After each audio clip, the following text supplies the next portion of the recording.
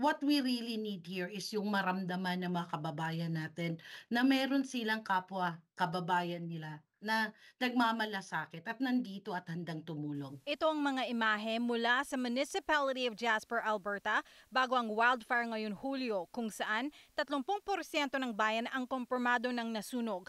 Kabilang sa mga natupok ng apoy ang mga sasakyan, restaurant, gas station, mga bahay, simbahan at hotel. Marami po sa mga kababayan natin lalo na yung mga temporary foreign worker, yung takot po kung paano na kami, nasunog yung aming employers, yung kung saan kami nagtatrabaho, paano na kami, paano ang trabaho namin, paano yung ibibigay at ipapadala namin sa mga pamilya namin sa Pilipinas. Numero uno po talaga yon. So marami po yung natatakot about that kasi right now they're well provided. Pangalawa naman is yung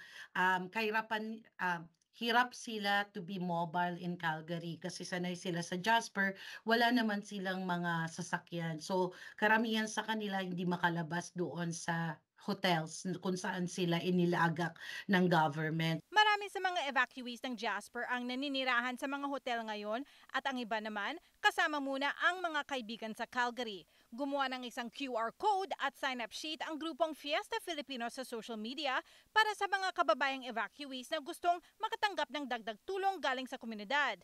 Pero depende raw ito sa pangangailangan ng mga evacuees. Binibigyan namin sila ng impormasyon at nakikipagtulungan kami sa government agencies para maabot sila. Gaya kung paano mag-apply ba nung Philippine assistance from the Philippine Consulate. So nakikipagtulungan tayo kay Consul General Emma Sarne para maibigay nila yung impormasyon at matulungan ng mga kababayan natin.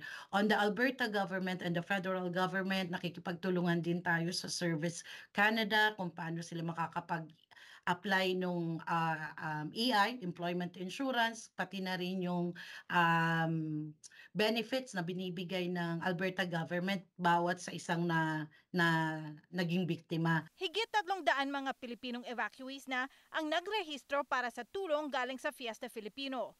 Hindi sila tumatanggap o namimigay ng tulong pinansyal sa ngayon, pero sa pamamagitan ng programang Community Cares ng grupo, may plano ang Fiesta Filipino na gumawa ng isang espesyal na pagtitipon para sa mga apektadong evacuees ng Jasper sa mga susunod na linggo. Naghahanap rin sila ng mga kababayang gustong mag-volunteer para sa kanilang Community Cares event. There is a website www.fiestafilipino.ca. Meron pong link doon where you can sign up as volunteer. Please sign up. We do need all the help that we can manage.